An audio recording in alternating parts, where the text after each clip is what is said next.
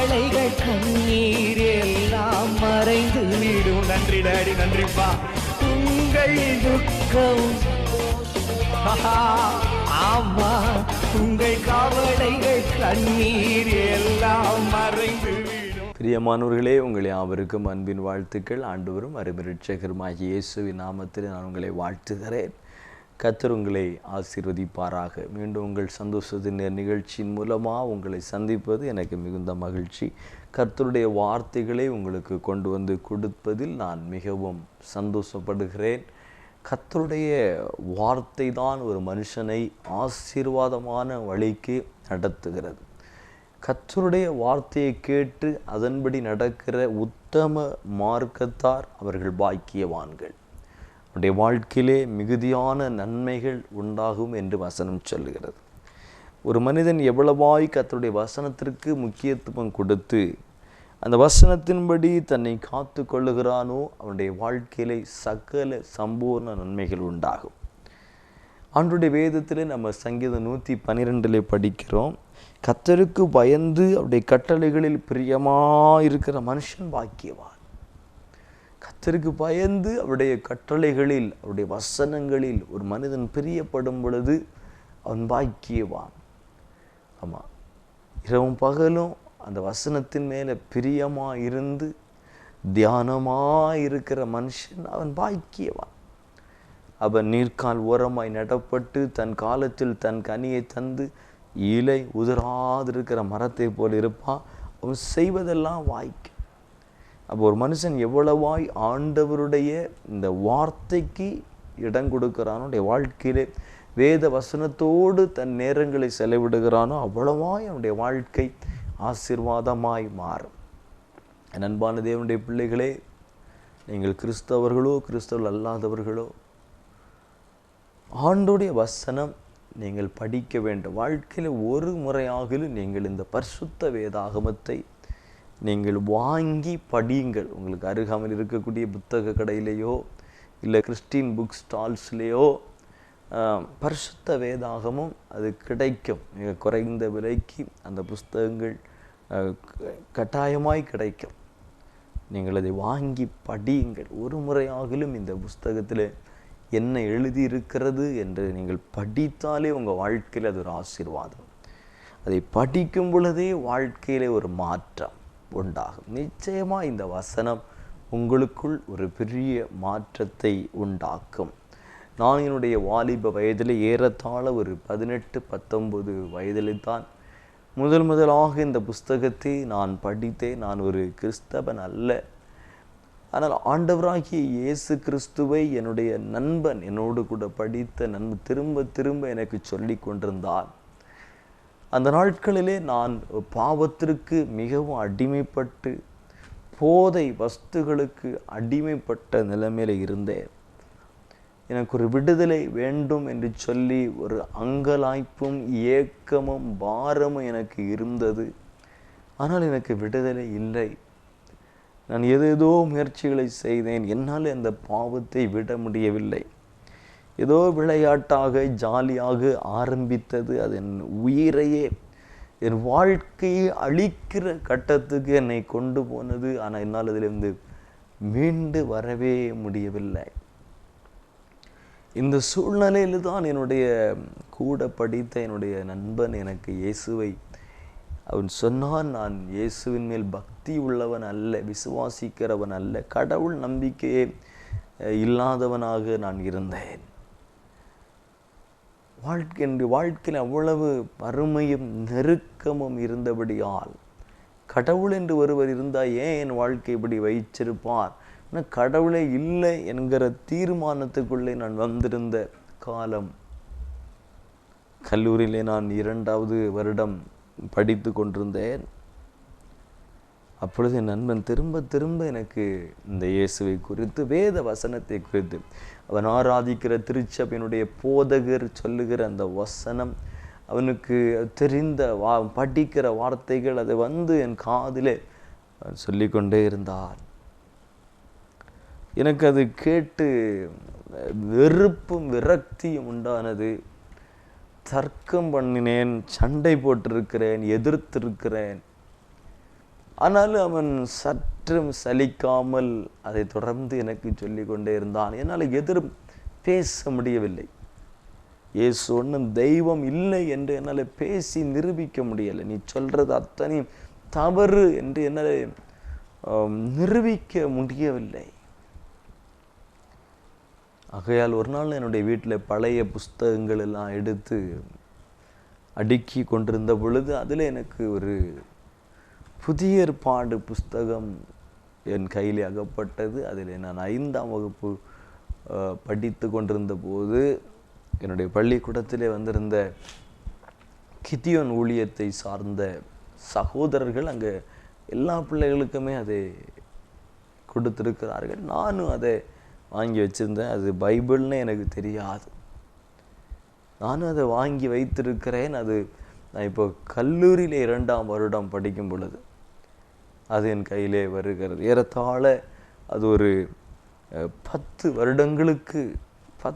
வருடங்களுக்கு பிற்பாடு அந்த புஸ்தகம் என் கையிலே வந்து கிடைக்கிறது.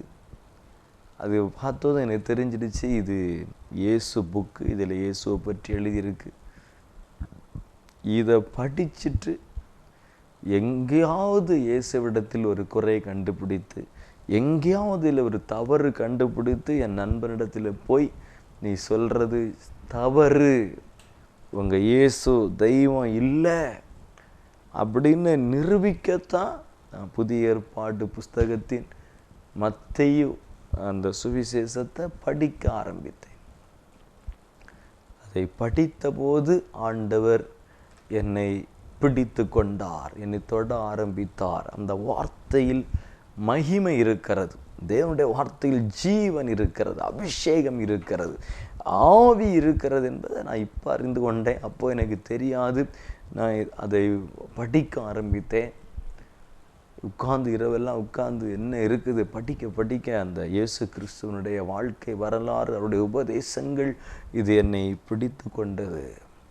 படிக்க எனக்குள்ள ஒரு சமாதானம், எனக்குள்ள ஒரு ஆறுதல் வருகிறதை என்னால் உணர முடிந்தது. அது எனக்கு ஒரு பெரிய சமாதானத்தை கொடுத்தது. நான் ஒரு மத நம்பிக்கை இல்லாதவனாக இருந்தாலும், இயேசுவை ஒரு கடவுளாகவே நான் ஏற்றுக்கொள்ளாதவனாக இருந்தாலும், நான் அந்த புதிய ஏற்பாட்டு புஸ்தகத்தை படிக்கும் பொழுது அது எனக்கு ஒரு ஆறுதலை கொடுத்தது. ஏன்னா என்னுடைய இருதயத்தில் சமாதானம் இன்றி இருந்தேன், மரண பயத்தோடு இருந்தேன், ஒரு வெறுமை, வெறுப்பு, விரக்தி எனக்குள் இருந்தது. ஆனால் அதை படிக்கும் பொழுது எனக்குள்ள ஒரு ஆறுதல். என்னை தேற்ற யாரும் இல்லை, எனக்கு ஆறுதல் சொல்ல யாரும் இல்லை, ஆலோசனை சொல்லவும் யாரும் இல்லை, என்னை பலப்படுத்த யாரும் இல்லாமல் இருந்தது. ஆனால் இது அத்தனையும் இந்த வார்த்தை எனக்கு செய்தது. ஆறுதல் படுத்தினது, பலப்படுத்தினது, என்னை தேற்றினது, என்னை தொட ஆரம்பித்தது, என்னை அரவணைத்தது, என்னை நேசித்தது. ஆகையால் நான் அதை தொடர்ந்து படித்தேன்.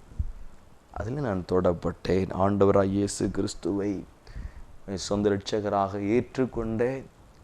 ஆண்டவருடைய ஊழியத்துக்கு என்னை ஒப்பு கொடுத்தேன். இதுவரைக்கும் என்னை தேவன் நடத்தி வருகிறார். என் அன்பானவர்களே, கர்த்தருடைய வசனம் அது கால்களுக்கு தீபம், பாதைக்கு வெளிச்சம், அது பேதையை ஞானியாக்கும்.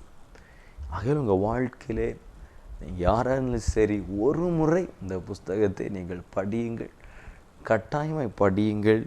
அந்த சங்கீதம் 112 இப்படி சொல்லுகிறது, அவனுடைய சந்ததி பூமியிலே பலத்திருக்கும்.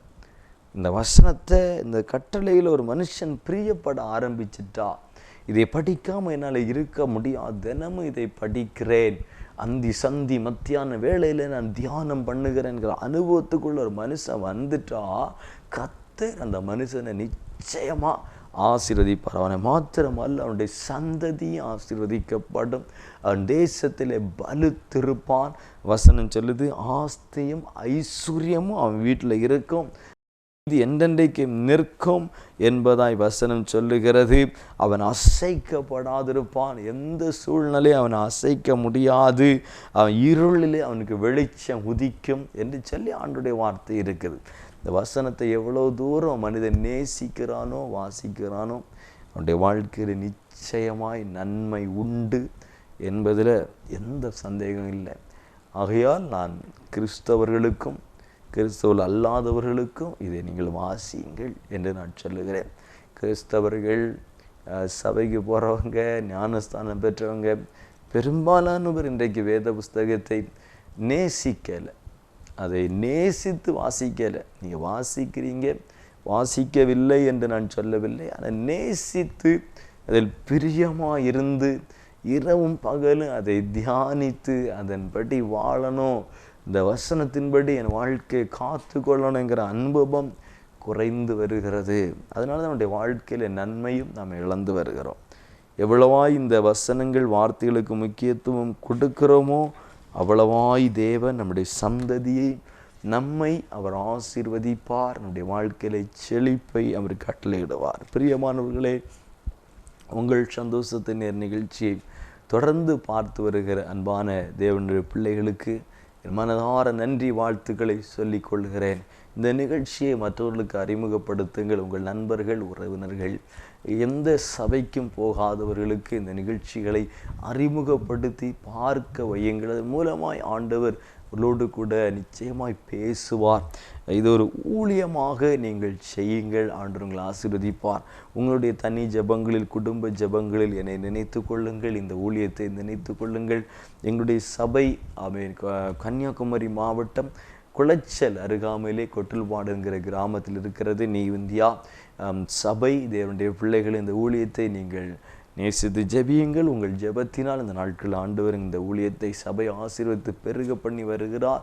நூற்றுக்கணக்கான ஜனங்கள் வந்து கர்த்தரை மகிமைப்படுத்துகிற ஆசீர்வாதமான சூழலை ஆண்டவர் இன்றைக்கு ஏற்படுத்தி இருக்கிறார். கர்த்தருக்கு நான் மகிமை உண்டாகட்டும், கர்த்தரை துதிக்கிறேன். பலத்த அற்புத அடையாளங்கள் மூலமாய் தேவன் ஆராதனைகளில் கிரியை செய்து வருகிறார். நீங்கள் ஜெபித்து கொள்ளுங்கள்.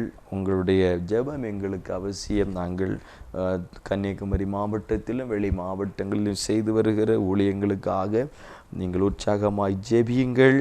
இன்றைக்கு நான் உங்களுக்கு கொண்டு வந்திருக்கிற ஆண்டுடைய வார்த்தை ஆமென். பிலிப்பியர் எழுதின நிருபம் 2வது அதிகாரம் 13வது வசனம் சொல்லுகிறது. பிலிப்பியர் 2:13, தேவனே தம்முடைய தயவுள்ள சித்தத்தின்படி விருப்பத்தையும் செய்கையையும் உங்களில் உண்டாக்குகிறார். தேவனே தம்முடைய தயவுள்ள சித்தத்தின்படி விருப்பத்தையும் செய்கையும் உங்களில் உண்டாக்குகிறார். தேவன் தம்முடைய விருப்பத்தை நம்மில் உண்டாக்குகிறார் என்று இந்த வசனம் சொல்லுகிறது. தேவன் அவருடைய ஆசையை நமக்குள் வைக்கிறார். நமக்குள்ள ஒரு விருப்பத்தை, ஆசையை தேவன் கொடுக்கிறார். அதை நிறைவேற்றவும் செய்கிறார் என்று இந்த வசனம் சொல்லுகிறது. தேவன் தம்முடைய தயவுள்ள சித்தத்தின்படி விருப்பத்தையும் செய்கையும் உண்டாக்குகிறார். ஒரு ரட்சிக்கப்பட்ட ஒரு தேவ பிள்ளைக்குள்ள வருகிற ஒரு ஆவிக்குரிய ஆசைகள், விருப்பங்கள், பல மணி நேரம் நான் ஜெபிக்கணும், உபவாசம் பண்ணணும், வேதத்தை தியானம் பண்ணணும், இதை அறிந்து கொள்ளணும், கர்த்தருடைய ஊழியத்தை செய்யணும், சுவிசேஷம் சொல்லணும், அதிகாலையில் நான் ஜெபிக்கணும், கர்த்தருடைய ஊழியங்களுக்கு இதை செய்யணும், இப்படிப்பட்ட ஊழியங்களை தாங்கணும், இந்த ஊழியர்களை நம்ம தாங்க வேண்டும், இப்படி ஒரு விருப்பம் உள்ள வருவது அது தேவனுடைய விருப்பமாக இருக்கிறது. அவருடைய சித்தத்தின்படி நமக்குள்ள விருப்பத்தை உண்டாக்குகிறார். இந்த விருப்பம் எப்படி நிறைவேறுகிறது அதுதான் நான் இன்றைக்கு ஒரு 3 காரியத்தை வேகமாக உங்களுக்கு சொல்லுகிறேன். கர்த்தர் எனக்குள்ளே விருப்பத்தை உண்டாக்கி இருக்கிறார். அந்த விருப்பம் அல்லது அந்த மன விருப்பம் அல்லது அந்த ஆசை எப்படி நிறைவேறும், அதை நிறைவேற்றுவதற்கு அல்லது நிறைவேறுவதற்கு நான் என்ன செய்ய வேண்டும் என்கிற காரியத்தை நான் உங்களுக்கு சொல்லுகிறேன். முதலாவது தெரிந்து கொள்ளுங்கள், எனக்குள்ளே விருப்பத்தை உண்டாக்கினவர் அதை நிறைவேற்றவும் செய்கிறார், அது நிறைவேறவும் என்னில் செயல்படுகிறார் என்பதை முதலாவது நீங்கள் நம்ப வேண்டும். கர்த்தர் உங்களுக்குள்ள ஒரு ஆசையை கொடுக்கிறார். நான் அதிகாலையில் எழும்பி அதிகாலை 3 மணிலேருந்து ஒரு 3 மணி நேரம் நான் ஜெபிக்கணும், ஆண்டவரோடு நான் தனித்து இருக்கணும் அப்படிங்கிற ஒரு ஆசை உங்களுக்குள்ள வந்துட்டுன்னா அது கர்த்தரால் வருகிறது. கர்த்தர் தான் அதை ஏற்படுத்துகிறார். உங்களுடைய மாம்சமோ இரத்தமோ அப்படிப்பட்ட ஆசையை கொண்டு வராது, அல்லது பிசாசோ மனிதர்களும் அப்படிப்பட்ட ஆசையை கொண்டு வர முடியாது. அது தேவன் கொண்டு வருகிற ஆவிக்குரிய விருப்பங்கள், அது கர்த்தருடைய சித்தம், அது கர்த்தருடைய விருப்பம், அது நமக்குள்ள வருது. அது மாத்திரமல்ல, அந்த ஆசை அல்லது அந்த விருப்பம் வரும் பொழுதே வசனம் சொல்லுகிறது, அதை செய்கிற பலனையும் ஆண்டவர் உண்டாக்குகிறார், உங்களில் உண்டாக்குகிறார் அப்படின்னு இருக்கு. வசனம் தெளிவா இருக்கு. விருப்பம் மாத்திரமல்ல, செய்கையும் உண்டாக்குகிறார். எனக்குள்ள ஆசையை கொடுத்திருக்கிறார்னா அதை செய்கிற பலனையும் அவர் எனக்கு கொடுத்திருக்கிறார். எனக்குள்ள ஆசை மிஷனரியாக கடந்து போய் வட இந்தியாவில் பல பாகங்களில் ஆண்டோட ஊழியத்தை செய்யணும், ஒரு சுவிசேஷகனாக புறப்பட்டு போய் கிராமங்கள் தோறும் சுவிசேஷம் அறிவிக்கணும், அல்ல ஒரு மேய்ப்பனாக எழும்பி சபை அப்போஸ்தலனாக எழும்பி சபைகளை ஸ்தாபிக்கணும், மேய்ப்பனாக எழும்பி சபையை நடத்தணும், கர்த்தருடைய ஊழியத்தை செய்யணும், இல்லை ஆண்டோடைய ஊழியத்தை தாங்கணும், இந்த சபையை கட்டணும், இப்படி எனக்குள்ள ஒரு விருப்பம் வருதுனாலே அதை செய்வதற்கான பலனையும் கர்த்தர் எனக்கு தந்திருக்கிறார். அது தந்திருக்கிறார். எப்படி அதை நிறைவேற்றுவது? எனக்குள்ள இருக்கிற இந்த மன விருப்பத்தை, தேவனுடைய ஆசையை நான் எப்படி நிறைவேற்றுவது? அதை தான் இந்த செய்தி நான் சொல்ல போகிறேன். அருமையான தேவனுடைய பிள்ளைகளே, நல்ல கவனிங்கள். நம்முடைய வாழ்க்கையில் நம்ம அறிந்து கொள்ள வேண்டிய காரியங்கள் இவைகள். அநேகருக்கு உள்ள ஆசை இருக்குது, இதை செய்யணும், அதை பண்ணணும், கர்த்தருக்கா இதை செய்யணும், கர்த்தருக்கா அதை பண்ணணும், தேசத்துக்காக ஜெபம் பண்ணணும், பலவிதமான ஆசைகள் கர்த்தர் உள்ள கொடுத்திருக்கிறார். அதை செய்கிறதுக்குள்ள பலனே உங்களுக்கு ஆண்டவர் தந்திருக்கிறார். ஆனால் உங்களால் அதை நிறைவேற்ற முடியலை, உங்களால் அதை செய்ய முடியலை. செய்யணும் ஆசை இருக்கு, செய்யக்கூடிய பலனும் கர்த்தர் தந்திருக்கிறார். நிச்சயமாக ஆசை வந்துட்டாலே அதுக்குள்ள பலன் வந்துட்டு, அப்படிதான் வசனம் சொல்லுது, வந்துட்டு. ஆனால் நிறைவேறலை, என்னால் செய்ய முடியலை. ஏன் செய்ய முடியலை? செய்யணும்னா என்ன செய்யணும்? 3 காரியத்தை நான் உங்களுக்கு சொல்லுகிறேன். நல்ல கவனிங்கள். சுருக்கமாக நான் அதை சொல்ல வாஞ்சிக்கிறேன். ஆண்டவர் உங்களோடு கூட பேசுவாராக. சங்கீதம் 20:4 சொல்லுது. சங்கீதம் 20:4 அவர் உமது மன விருப்பத்தின்படி, அவர் உமது மன விருப்பத்தின்படி தந்தருளி உமது ஆலோசனைகளை எல்லாம் நிறைவேற்றுவாராக. அப்போ கர்த்தர் நம்முடைய மன விருப்பத்தின்படி நமக்கு தந்து, விருப்பத்தை தந்ததும் அவர் தான், அந்த விருப்பத்தின்படி தருகிறவர் அவர் தான், ஆலோசனையின்படி நிறைவேற்றுவாராம்.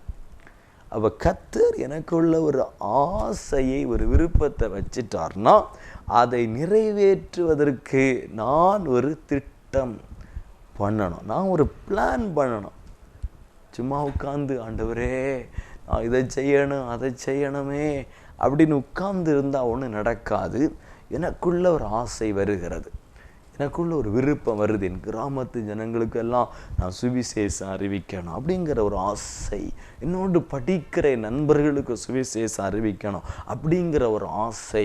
இல்லைன்னா நான் படிக்கிற கல்லூரியில் ஒரு செல் குரூப், ஒரு ப்ரேயர் குரூப்பை நான் ஆரம்பிக்கணும், ஒரு ஜெபக்குழு ஆரம்பிக்கணும், டெய்லி மதியம் அல்லது மாலை நாங்கள் கூடி ஜெபிக்கணும் அப்படின்னு ஒரு ஆசை உள்ள ஆண்டவர் கொடுக்கிறா. இப்போ இதை நிறைவேற்றுவதற்கு, நிறைவேறுவதற்கு எனக்கு ஆண்டவர் பலனுக்கு தந்திருந்தாலும், இது நிறைவேறுவதற்கு முதலாவது நான் ஒரு பிளான், நான் ஒரு ஆலோசனை அல்லது ஒரு திட்டம் நான் பண்ணணும். எப்படி அதை செய்ய போகிறேன், எப்படி அதை நிறைவேற்றலாம், எப்படி இதை பண்ணலாம் அப்படின்னு நான் ஒரு பிளான் பண்ணணும். தினமும் ஒரு 3 மணி நேரம் தேசத்துக்காக நான் ஜெபிக்கணும் அப்படின்னு கர்த்தர் எனக்கு ஒரு பாரத்தை கொடுக்குறா. தினமும் 1 மணி நேரம் ஊழியக்காரனுக்காக ஜெபிக்கணும், சபைக்காக ஜெபிக்கணும் அப்படின்னு பாரத்தை கொடுக்குறா. அப்போ அதுக்கு ஒரு பிளான் பண்ணணும். எப்படி அதை பண்ணலாம், எப்படி இந்த நேரத்தை ஒதுக்கலாம், எப்படி இதுக்கு ஒரு டைமை நம்ம உருவாக்கலாம், எப்படி இந்த ப்ரேயர் செல்லை நம்ம ஆரம்பிக்கலாம், யாரை சந்திக்கலாம், யாரோடு பேசலாம், யாரை கூப்பிடலாம், எப்படி இணையலாம், எந்த நேரம் எங்கே பண்ணலாம், எப்படி நான் இந்த பகுதிக்கு சுவிசேஷம் சொல்லுவது, எந்த மூலமாய் செய்வது, எப்படி பண்ணி இந்த ஒரு பிளான். முதலாவது ஒரு திட்டம் பண்ணுங்கள். முதலாவது ஒரு திட்டம் பண்ணுங்கள். நீங்கள் ஒரு பிளானை முதலாவது பண்ணுங்க. அதை ஒரு பேப்பரில் வேணால் எழுதுங்க. அந்த பிளானை முதலாவது எழுதுங்க. ஒரு கட்டிடம் கட்டுவதற்கு ஒரு இன்ஜினியர் ஒரு பிளானை போடுகிறார், கட்டடத்திற்கான ஒரு பிளான். அதே போல் கர்த்தர் உங்களுக்குள்ள தந்திருக்கிற விருப்பத்தை நிறைவேற்றுவதற்கு நீங்கள் என்ன பிளான் வச்சுருக்கீங்க, ஒரு பிளானை பண்ணுங்க. மாதம் மாதம் இந்த ஊழியத்துக்கு இவ்வளோ காணிக்க நான் கொடுக்கணும் அப்படியே உங்களுக்கு ஆசை வருதா, அது எப்படி அதை செய்ய போகிறீங்க, எங்கிருந்து அதை எடுப்பது, எதில் மிச்சம் பண்ணுவது, எங்கிருந்து சேகரிப்பது, ஒரு பிளான் பண்ணுங்க. அதை தேவனுக்கு தெரியப்படுத்துங்கள். சங்கீதம் 119:26 வசனத்தில், சங்கீதம் 119:26 வசனத்தில், என் வழிகளை நான் உமக்கு விவரித்து காட்டின போது, என் வழிகளை நான் உமக்கு விவரித்து காட்டின போது எனக்கு செவி கொடுத்தீர். அப்போ என்னுடைய பிளானை நான் பண்ணிட்டு அதை தேவனுக்கு விவரிக்கணும். ஆண்டவரே நான் இப்படியெல்லாம் பிளான் வச்சுருக்கேன், ஆண்டவரே இப்படியெல்லாம் பிளான் பண்ணியிருக்கேன் ஆண்டவரே அப்படின்னு தேவ சமூகத்தில் போய் ஒவ்வொரு சின்ன சின்ன காரியத்தையும் தேவனுக்கு நீங்கள் எக்ஸ்பிளைன் பண்ணுங்க. அவருக்கு தெரியாதது ஒன்றும் இல்லை, எல்லாவற்றையும் அவர் அறிந்திருக்கிறார். ஆனாலும் நான் ஒரு சின்ன குழந்தையை போல் ஒரு தகப்பனிடத்தில் போய் என்னுடைய காரியத்தை இந்த மாதிரியெல்லாம் பிளான் வச்சுருக்கிறேன் ஆண்டவரே, கர்த்தருக்கு தெரியப்படுத்துங்க. நீதிமொழிகள் 16:3 நீங்கள் படித்து பாருங்க.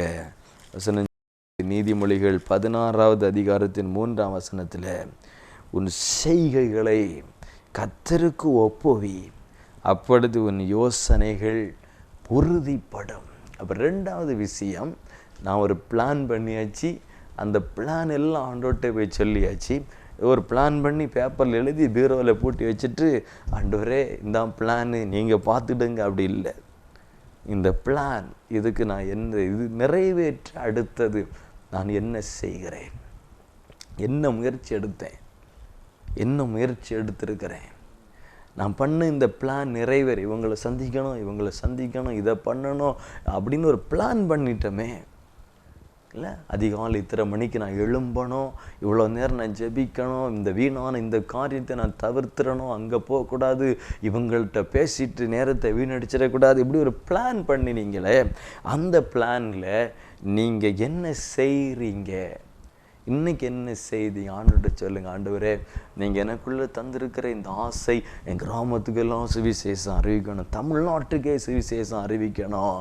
ஆண்டவரே நீங்கள் எனக்கு தந்திருக்கிற இந்த விருப்பம் நிறைவேற நான் இந்த பிளான் பண்ணி அதில் இதை செய்தேன், இந்த முயற்சி இன்னைக்கு எடுத்தேன் ஆண்டவரே அப்படின்னு உங்களுடைய வழிகளை, உங்களுடைய யோசனைகளை, உங்களுடைய செய்கைகளை கர்த்தருக்கு விவரியுங்கள், தேவனுக்கு விவரியுங்கள்.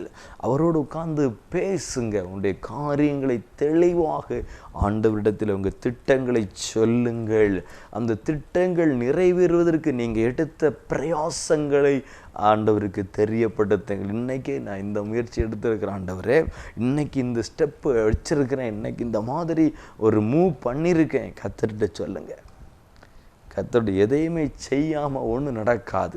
பிளான் பண்ணி ஒரு ஸ்டெப் எடுங்க, ஒரு ஸ்டெப்பு நீங்கள் எடுத்து வைங்க, கர்த்தர் அந்த திட்டத்தை நிறைவேற்றுவார், நிச்சயமாய் நிறைவேற்றுவார். அந்த பிளான் பண்ணுங்க, அதை அவர்கிட்ட சொல்லுங்க, அதற்கான முயற்சியை அவர்கிட்ட சொல்லுங்க, அவர்கிட்ட சொல்லிகிட்டே இருங்க, கர்த்தர் நிச்சயமாக அதை வாய்க்க பண்ணுவார். அந்த ஆசை நிறைவேறும். அது எவ்வளோ பெரிய விருப்பமாக இருந்தாலும் உங்களுடைய திராணிக்கு மிஞ்சின தரிசனங்கள் அது நிறைவேறும். தேவனுடைய தரிசனங்கள் நிறைவேறும், அது தாமதிப்பது இல்லை என்று வசனம் சொல்லுது. ஆமாம், ஆண்டவர் அதை நிச்சயமாக செய்வார். ஒருவேளை ஆண்டவர் நமக்கு தந்திருக்கிற ஆசை அவர் தந்திருக்கிற அவருடைய திருவுளத்தின் சித்தத்தின்படியான விருப்பம் அது பெரிதாக இருக்குது. ஒருவேளை இது நடக்க சாத்தியமே இல்லைன்னு உங்கள் மூளை சொல்லலாம். ஆனால் அந்த விருப்பத்தை உள்ள தந்திருக்கிறார்னா அதை செய்வதற்கான பலனை அவர் உங்களுக்கு தந்து விட்டார். உங்களால் அதை செய்ய முடியும். அந்த பலன் உங்களுக்குள்ளே இருக்கிறது. அதுக்காக திட்டம் பண்ணுங்க. அந்த திட்டம் நிறைவேறதுக்கு நீங்கள் உங்களால் முடிந்த பிரயாசங்களை எடுங்கள். அதை அவர்கிட்ட தெரியப்படுத்திட்டே இருங்க. அவர் கூடவே வருவார். திட்டத்தை தந்தவர், தரிசனத்தை தந்தவர் உங்கள் கூடவே வருவார். அதிசயத்தை செய்வார். அற்புதங்களை செய்து அதை நிறைவேற்றுவார். இரண்டாவது, சங்கீதம் 37:4 இப்படி சொல்லுகிறது. சங்கீதங்களின் புஸ்தகம் 37வது சங்கீதத்தில் 4வது வசனம், கர்த்தரிடத்தில் மனமகிழ்ச்சியாயிரு, அவர் உன் இருதயத்தின் வேண்டுதலை உனக்கு அருள் செய்வார். கர்த்தரிடத்தில் மகிழ்ச்சியாக இருங்க. சில முயற்சி எடுத்துட்டு, சின்னதான சில முயற்சி எடுத்துட்டு ஒன்று நடக்கலையே அப்படின்னு கவலைப்பட்டு சோர்ந்து போகாதீங்க. மகிழ்ச்சியாக இருங்க. கர்த்தர் எனக்குள்ள இந்த விருப்பத்தை கொடுத்துருக்கிறார், எனக்குள்ள இந்த தரிசனத்தை கொடுத்துருக்கிறார், எனக்குள்ள இந்த ஆசையை கொடுத்து எனக்கு பலன் கொடுத்துருக்கிறார். நான் ஒரு ஸ்டெப் எடுத்திருக்கிறேன், ஒரு சின்ன முயற்சி எடுத்து என்னால் முடிஞ்சதை நான் செய்திருக்கிறேன். இனி தொடர்ந்து அவர் செயல்படுவார், தொடர்ந்து என்னை செயல்படுத்துவார் அப்படின்னு நம்பி சந்தோஷமாக இருக்கணும். மற்றவங்கள பார்த்துட்டு, ஆமாம் அவங்களுக்கெல்லாம் அப்படி நடக்குது, இவங்களுக்கெல்லாம் இப்படி நடக்குது, எனக்கு நடக்கவே இல்லையே அப்படின்னு துக்கப்படாதீங்க. கர்த்தரிடத்தில் மன மகிழ்ச்சியாக சந்தோஷமாக கர்த்தர் செய்வார் என்கிற நம்பிக்கையில் சந்தோஷமாக இருங்க. நிச்சயமாக உங்கள் இருதயத்தின் வேண்டுதல் அருளப்படும். உங்கள் விருப்பம் நிறைவேறும்படி அவர் செய்வார். நிச்சயமாக செய்வார். துக்கப்படாமல் மகிழ்ச்சியாயிருங்கள். கர்த்தர் செய்யக்கூடிய சின்ன காரியத்தில் மகிழுங்கள். ஒரு சின்ன முன்னேற்றத்தில் மகிழ்ச்சி அடையுங்கள். சின்ன இம்ப்ரூவ்மெண்ட்லையும் சந்தோஷப்படுங்கள். அவரை துதியுங்கள், மகிமைப்படுத்துங்கள். சின்ன காரியத்தையும் ஆண்டவருக்கு மகிமைப்படுத்தி நன்றி செலுத்தி மகிழுங்கள். இவ்வளவு பாடப்பட்ட பிரயாசத்துக்கு இவ்வளவுதானா அப்படின்னு துக்கப்படாதீங்க. இவ்வளவு ஒரு உயர்வு இன்னைக்கு வந்திருக்குதே, இவ்வளவு முன்னேற்றம் வந்திருக்குதே அப்படின்னு மகிழுங்கள், சந்தோஷப்படுங்கள். உங்கள் இருதயத்தில் மகிழ்ச்சி இருக்கட்டும். கர்த்தர் பெரிய காரியங்களை சீக்கிரமாய் செய்வார். உள்ள மகிழணும், சோர்ந்து போகக்கூடாது. இவ்வளவுதானா ஆண்டவரே, நான் இவ்வளவு பிரயாசப்பட்டதுக்கு இவ்வளவுதானா அப்படின்னு துக்கப்படாதீங்க. இவ்வளவு தந்திருக்கிறீரே, அதற்காக நன்றி என்று மகிழுங்கள். பெரிய பெருக்கத்தை ஆண்டவர் கொடுத்து நம்முடைய திட்டத்தை வாய்க்க பண்ணுவார். பரலோகத்தின் தேவன், சர்வ வல்லமையுள்ள தேவன் நம்ம பிளானை சக்சஸ் ஆக்குவார். அவர்கிட்ட எக்ஸ்பிளைன் பண்ணுங்க, விவரிங்க, எடுத்த பிரயாசங்களை சொல்லுங்கள். ஒருவேளை அது தோல்வியில் முடிஞ்சிருக்கலாம், அதையும் சொல்லுங்கள், விவரியுங்கள், எக்ஸ்பிளைன் பண்ணுங்க. ப்ரீஃபாக ஆண்டவரோடு உட்கார்ந்து பல மணி நேரம் ஆனாலும் உட்கார்ந்து விளக்குங்கள். எப்படி இந்த மிஷன் போச்சு, நான் என்ன செய்தேன், என்னுடைய பிளான் என்ன, என் பிரயாசம் என்ன, அது எங்கே தோல்வி அடைஞ்சது, எங்கே தாண்டிச்சு, எதை பிடித்து கொண்டேன், ஒன்னொன்றும் ப்ரீஃபாக எக்ஸ்பிளைன் பண்ணுங்க. கூடவே வருவார், அதிசயம் செய்வார். அவர் தருகிற சின்ன அந்த ப்ரமோஷனையும் சின்ன உயர்வையும் அதனுடைய திட்டத்தில் 1% வரும் பொழுதும் 0.1% வரும் பொழுதும் உள்ளம் அதை சாதித்தது போல மகிழ்ச்சி அடையுங்கள். அதை பெற்று கொண்டது போல மகிழ்ந்து தேவனை மகிமைப்படுத்துங்கள். ஆண்டவர் உயர்த்தி கொண்டே போவார். 3வது வசனம் சொல்லுகிறது, சங்கீதம் 62:5 சங்கீதங்களின் புஸ்தகம் 62:5 இப்படியாய் சொல்லுகிறது, என் ஆத்துமாவே தேவனே நோக்கி அமர்ந்திரு, நான் நம்புகிறது அவராலே வரும். காத்திரு, பொறுமையாய் காத்திரு. நீ நம்புகிறத, நீ விரும்புகிறத அவர் தருவார். காத்திருப்பது, அது நிறைவேற காத்திரு. சிலர் சில காலம் பிரயாசப்பட்டு இனி நடக்காது என்று தேவன் கொடுத்த அந்த விருப்பத்தை அல்லது தரிசனத்தை அவங்க விட்டுருவாங்க. இனி நடக்காது, இவ்வளோ பாடுபட்டாச்சு, இனி வாய்ப்பில்லை அப்படி விட்டுருவாங்க. அது தவறு. ஆண்டவர் நமக்குள்ள தந்திருக்கிற அந்த விருப்பம் நிறைவேறும். அவர் தம்முடைய சித்தத்தின்படியாய் நமக்குள் விருப்பத்தையும் செய்கையும் உண்டாக்குகிறவர். அது நம்புங்க, நான் நம்புகிறது அவராலே வரும் என்ற அந்த முழு நம்பிக்கையோட காத்திருங்கள், தொடர்ந்து பிரயாசப்படுங்கள். அப்பொழுது கர்த்தர் உன்னுடைய மன விருப்பத்தின்படி தந்தருளி நிச்சயமாக உங்கள் ஆலோசனைகளை நிறைவேற்றுவார். ஜெபிப்போமா? எங்கள் நல்ல பிதாவே, இந்த மகிமையான தருணத்துக்காக நன்றி செலுத்துகிறோம். உம்முடைய சமூகத்தை நோக்கி ஜெபிக்கிற ஒவ்வொரு பிள்ளைகளுக்காக நான் ஜெபிக்கிறேன். இவர்களுடைய உள்ளத்தில் ஆண்டவர் சில விருப்பங்கள், ஆசைகளை கொடுத்தீர். அதை நிறைவேற்ற முடியாமல் தத்தளிக்கிறாங்க, தடுமாறுறாங்க, விட்டவங்களும் உண்டு. இன்றைக்கு நான் ஜெபம் பண்ணுறேன், கர்த்தர் இவருடைய இருதயத்தில் கொடுத்திருக்கிற அந்த மன விருப்பம், உம்முடைய சித்தத்தின்படியான அந்த ஆசை, அந்த விருப்பம் நிறைவேறும்படி இவர்களை சரியாய் நடத்தும். இவர்களை கொண்டு அதை செய்து நிறைவேற்றும். இவர்கள் மூலமாய் அது நடக்கட்டும்.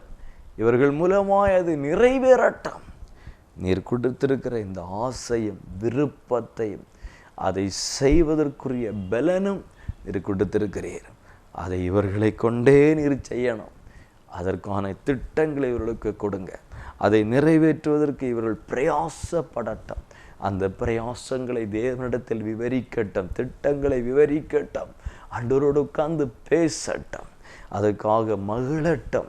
தேவன் செய்கிற நன்மைகளை நினைத்து உள்ளம் மகிழ்ந்து களிகூறட்டும். அதை நிறைவேறுவதற்காய் காத்திருக்கட்டும், அதை சுதந்தரிக்கட்டும் என்று ஜெபிக்கிறேன். கர்த்தர் ஆசீர்வதிங்க. இயேசுவின் நாமத்தில் ஜெபிக்கிறோம் நல்ல பிதாவே, ஆமேன், ஆமேன். கர்த்தர் உங்களை கொண்டு செய்ய நினைத்தது தடைபடாது. அவர் செய்ய நினைத்தது செய்வார். உங்களுக்குள் ஆசையை கொடுத்திருக்கிறார், அதை செய்யவும் பலன் தந்திருக்கிறார். செய்து நிறைவேற்றுவார். உங்கள் துக்கம் சந்தோஷமாய் மாறும். ஆமேன். உங்கள் துக்கம் சந்தோஷமாய் மாறும். உங்கள் கவலைகள் கண்ணீர் எல்லாம் மறைந்து விடும். நன்றி டாடி, நன்றிப்பா. உங்கள் துக்கம், ஆமா, உங்கள் கவலைகள் கண்ணீர் எல்லாம் மறைந்து, உங்கள் துக்கம் சந்தோஷமாய் மாறும். உங்கள் கவலைகள் கண்ணீர்